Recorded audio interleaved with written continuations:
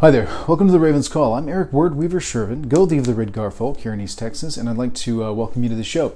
Now, this is going to be just a kind of quick blurb to kind of update people on what's going on in the world of YouTube these days. I don't know if you guys are aware, but there's been some developments in this world that make it somewhat difficult for content providers like myself, and I know some of the other content providers I've spoken to have been a little bit concerned about where this is going to go too. Now, for those that aren't familiar, YouTube recently got taken to task by the federal government, specifically FTC. And the reason behind this is that as part of the YouTube algorithms and the way things work, YouTube gathers specific information on individuals that watch videos in order to target ad revenue to specific ads for the specific viewer. That's demographic information, things like that, viewing habits and whatnot. Anyway, the way the law has been set up for a long time is it's illegal to gather this particular information on minors, and YouTube's been doing it anyway. And you'll see a lot of different representations as to why. In all reality, the system that YouTube has set up is not really built for some kind of stopgap in there. YouTube put in their YouTube Kids a while back, which is to kind of cater towards kids, and of course they don't gather that kind of information on those particular videos. Anything that's the YouTube Kids side of things is, from what I understand, keep in mind that I'm not up in YouTube and everything, so I don't necessarily know all of their inner workings, but it's designed to not gather that particular demographic information. However, there are some specific providers on YouTube who have gone out of their way to utilize famous images, kid-friendly images to specifically target kids for marketing stuff. And it's pretty manipulative and underhanded in the way that they've been going about it. Well, this caught the eye of the FTC and a number of other individuals, and the end result is that because YouTube didn't put any kind of stopgaps in place to prevent these people from doing these things, a law was passed called COPPA, that's COPPA, that is the Child Online Privacy Protection Act. Okay guys, real quick interruption here. COPPA has actually been on the books for a long time now. This was an update to COPPA. That was something I got clarified after doing some more research following this particular video. So yes, it is still all related to COPPA.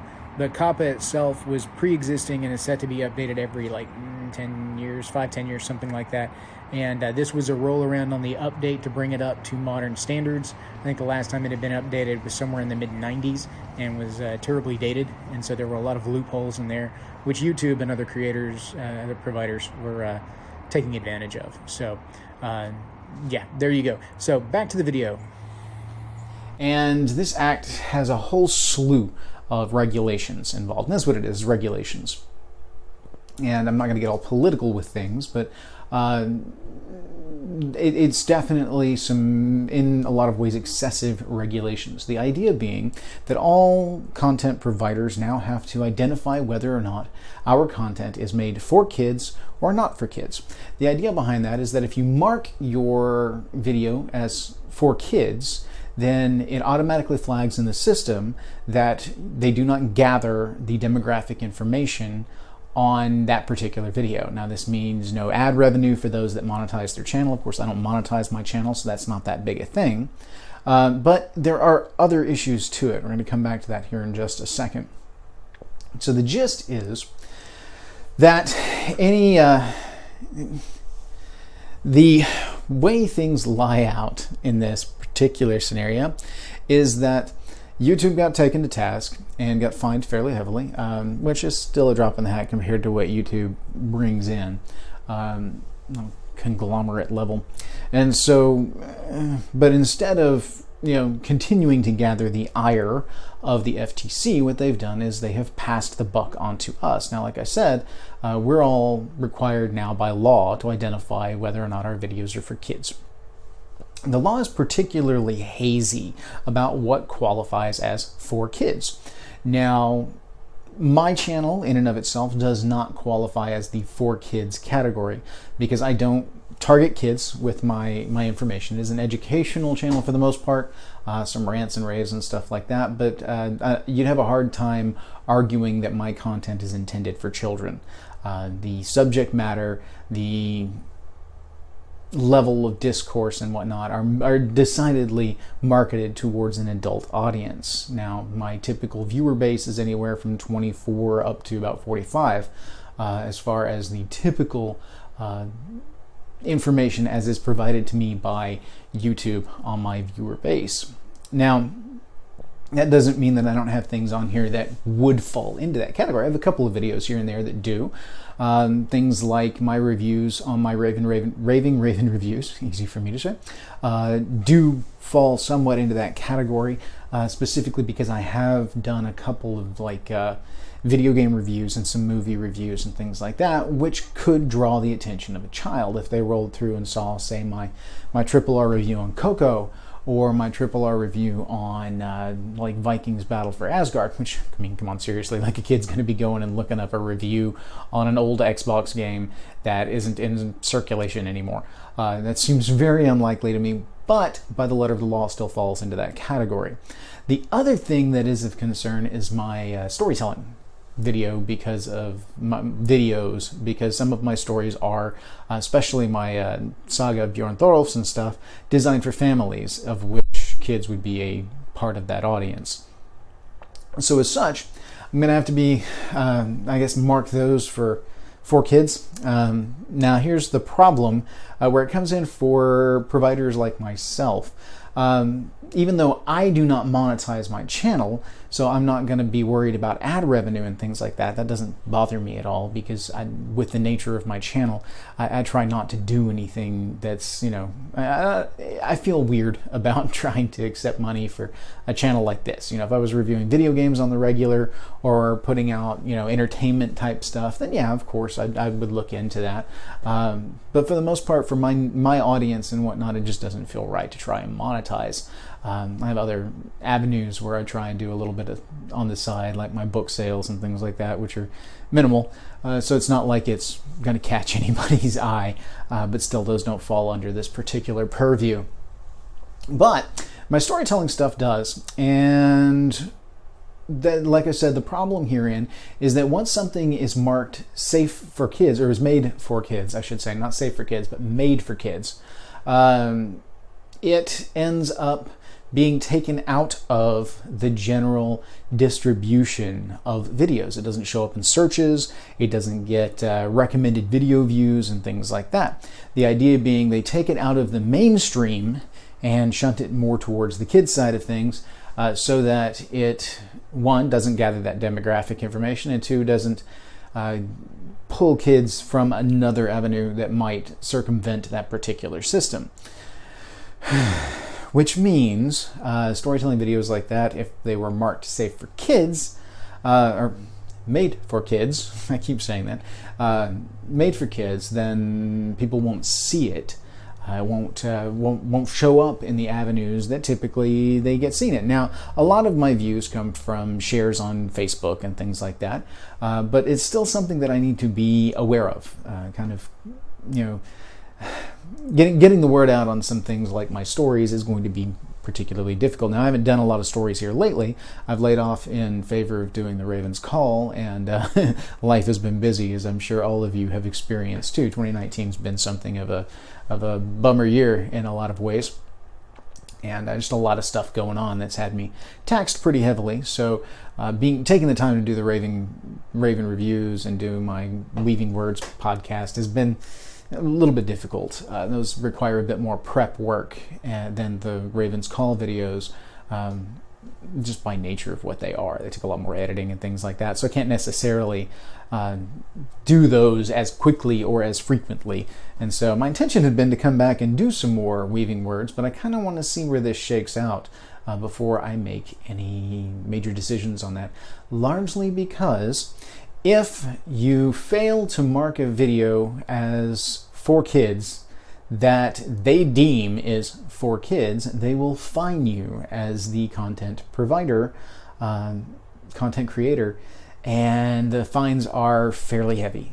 They're actually career-ending for a lot of mainstream YouTubers who make their money doing this. Now, I follow a lot of YouTube creators who do a lot of like my video game stuff that I follow and things like that. And they're all fairly concerned, largely because some of those do venture off into the world of, being marketed for kids because of some of these vague parameters by which this particular law has been set up. So it's going to be a little odd for a little while. We're not sure where this is going. We're not sure where things are going to land. I can tell you that working with the state here in my business, I'm familiar with the overreach of regulation and how ridiculous the state can be with regards to monitoring and passing out fines, things like that, especially if the FTC suddenly decides that this is a revenue stream for them. Then all of a sudden this is going to be pretty ridiculous and could actually kill YouTube as a providing platform. I mean, we could still end up using it as a hosting site where videos can be hosted on, but distribution, recognition, discovery, things like that are going to be quelled fairly quickly, thusly taking away the basis of its appeal. Now, I'm sure if that occurs, that some other platform will arise and step in, but the law is there and it doesn't just target YouTube. So other new services and new platforms setting up will have the same problems. Part of what makes YouTube what it is because it's a venue for people, one, to be discovered, and two, to make a little money doing something that they love, creating content and putting it out there for people that doesn't necessarily make money off of the people specifically, but more off of the ad revenue that accompanies those particular videos. And so, I get why people monetize. I do, and I understand what this platform means to a lot of people. This particular law, while is a good thing in that it, quote unquote, protects the kids, I mean, come on, really, it's not going to do a whole lot to protect the kids. While it could be, conceptually a good thing, the actual effect of it in the long run is going to be dodgy. We're going to have to see where this lands because it could be too oversweeping a move, which is pretty common for government regulations. Big sweeping motions are kind of their MO, and the results thereof are frequently difficult to deal with. So we're going to see. We're going to see where this goes. I'm going to continue to make content. I'm going to continue to put things out there because the Raven's Call stuff is obviously not marketed for kids. It's not made for kids. It's made for adults. Saying that out here on the channel in the loud so people can hear me say this. I do not market for kids. I know a lot of people do share the videos and things with their kids, but that's on them. But that's a bad thing. But the discourse, the subject matter, the discussions, and everything that we have are obviously marketed for an adult audience. So the fines are something that we have to keep an eye on, and we have to make sure that we're ready for. And I'm not one that's because I don't monetize the channel, because I don't have alternate revenue streams coming in, I'm not going to be able to support that, especially on a side project like this. So if they get too stupid on things and try to step in ways that are devastating to the channel, then I may have to remove some content as a result. I may have to restructure how I go forward with things if I'm able to continue going forward. I don't foresee it being that kind of a problem, but it could be. The state does get pretty heavy-handed. And I keep saying the state. I know this is the Fed, but it's kind of a general catch-all term. I'm used to referring to the state because of the state that I work with. But yeah, as far as the the FTC getting involved, getting heavy-handed with things. Now, keeping in mind the sheer volume of content on there, my understanding is they're actually going to have people sitting at terminals going through and just all day long going through content, looking for things and making sure that this law is being followed, and that they will be starting to enact some pretty heavy stuff. Now, a lot of people may just kind of write it off as, I mean, they're not targeting us, they're not targeting little mom and pop type things, little, one-man YouTube shows and stuff like that. But I would like to kind of point our attention back to the days of Napster and the FTC's stepping in with regards to file sharing back in the late 90s, early aughts, and all of that. That got fairly ridiculous fairly quickly, and the FTC definitely made some examples of some people that there was no reason to make examples of these particular individuals. All they did was scare everyone off the platforms and eventually shut those platforms down. So, it may sound heavy-handed, it may sound overarching, but for those of us that remember those days on the internet, music sharing was a big thing back in the day. File sharing in general was a big thing, and now it's not. There's some specific areas you can go to. Torrent streams are still a thing, but they are heavily monitored. And whereas the FTC may not be doing the heavy lifting on that, the laws and precedents that they set in place have enabled those the providers whose copyright was being infringed. They've enabled them and empowered them to be able to do some pretty heavy policing on their own. So that being said, this is a hot button thing right now. This is a primary focus for the FTC, and they will be looking fairly heavily, and they will be doing a lot of stuff. So we're going to see. There's a lot of bad information floating around. There's a lot of there's a lot of concern, a lot of fear going on, and some of it's fear mongering, some of it's just uninformed fear. Some of it's well-founded. This is definitely a thing when it comes to overregulation by the federal government. And I say overregulation, it's just regulation, but it is a big sweep. It's a big hammer for a little nail. And so, do I have an alternative answer that would have fixed things? No, not necessarily. I understand the machinations behind what's going on, the way that the algorithms are set up, as best as anybody can understand the algorithms of YouTube. We've been complaining about the YouTube algorithms now for a while. But the gist is that I get where they're coming from. I get that a lot of people will try to demonize YouTube for having done this, but it may simply be a factor that there were the system's large, and there's a lot of unknown variables, especially when you've got individual content providers out there over which you have no control. This new system put in place covers them and puts the onus on us instead. It's a self-policing kind of thing. And if everything were detailed out and we were given finite parameters by which we could, build our channels and develop our stuff, then yeah, we could work with that, and we could work within the rules, and we know, this is a line you don't step across and you're good to go. However, most of the way the law is set up is fairly arbitrary, and it is ambiguous, and it is on purpose. They left a great deal of gray area so that they have room to do what they feel they need to do. And there's a lot of people that are going to get hit in the mix that don't really deserve to be hit in the mix. They're not the ones out there targeting kids. They're not the ones out there that are, purposefully trying to manipulate the algorithms to get their ad revenue up, etc., etc., etc. It's a thing. It's definitely a thing.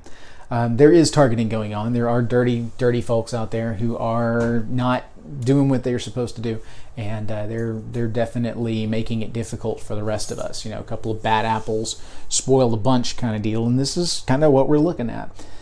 So we're going to continue to make content as much as we can. Those providers out there like myself, I can definitely speak for myself. I'm going to see what I can do, and I'm going to tow with it. If things get too hairy too quick with some of the stuff rolling out, there may be some gaps in production. And I want you guys to know that if the channel goes dark for just a little bit, it doesn't mean that I am going dark on it.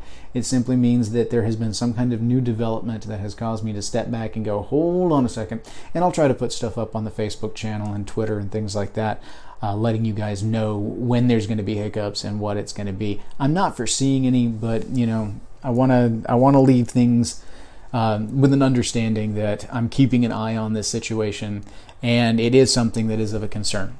So I really don't want to see, good channels go down over, good-hearted laws, but laws that are ultimately, poorly executed and poorly thought out. And I definitely think that's kind of what we're getting into here, having seen similar things like that roll out with the state with regards to the foster care world in which I work. It's a thing, I've seen some really good-hearted laws go really, really bad for no real reason, and so it's a sad thing, but it's a factor of working with any kind of government agency. When you're having to police things on such a grand scale, then grand sweeping motions are all you have. You cannot get finite with it. Not and be able to pull anything off in a reasonable amount of time that's not just rife with loopholes. And so that may be the case on this one. They tried to leave things broad enough that they could not have as many loopholes, but they're gonna try. they're gonna do what they can. So we're gonna see. We're gonna keep going though, and I'm gonna keep doing heathen related content, and I'm gonna keep putting things out there for you guys as best I can. Please do write in, send emails, send comments on the Facebook channel, the Facebook group, the fan page, and let me know kind of what you guys want to see. All right, and we'll keep going and we'll keep doing. I don't think videos on Gefrain and Frith are really going to trip the for kids aspect of things, and I seriously doubt that my ugly mug sitting here on the camera is necessarily going to draw kids in. That's part of the ambiguity thing, is anything that utilizes likenesses and images of popular media icons and characters, cartoons, video games, movies, anything that's bright and colorful that might draw in some viewers that are of the kid variety, like under 13. I think it's under 12 actually is the age that was on there. I'd have to go back and look at the law stuff again. I looked at it in some detail, but I didn't commit all of the details necessarily to memory just yet. I've got a lot of stuff to dig through and go over. So we're going to see. All right. So that's just kind of an update, guys. I wanted to let you all know because this is something that is of concern, and it is something that's going to be going around for a while, and you're probably going to see a number of channels either have hiccups as a result of this, perhaps go away as a result of this, or at least be talking about it in some capacity. Some of the more well-known channels that I follow have already put stuff up kind of to the same effect, and I just kind of wanted to do the same thing for you guys so you know what's going on and you can kind of keep an eye on it. Again, I'm a middle-of-the-road guy, so I'm going to sit here and kind of see what comes. Going to try not put my neck out there in such a way that I'm going to get dinged on a fine for, what would be just a fun, enjoyable video, just to get hit by the FTC because, they deem it made for kids when it's not really. It's a thing. So it's a lose-lose kind of thing, You mark it for kids and then nobody sees it, or you don't mark it for kids and risk getting fined. That's a thing. But my channel is definitely not made for kids as a whole. It's made for adults. It doesn't mean that it has adult content. It simply means my target audience is an adult audience, usually of the, it's a wide variety as far as what I target. My general viewership just happens to be between about 25 and 40. So 40, 45, somewhere there. Anyway, so that's kind of the update, guys. So appreciate you. And like I said, keep giving me feedback. Keep letting me know what's going on. And I will continue to make content that hopefully you guys enjoy and want to see. So hail, thank you, and may your hearth fires burn bright.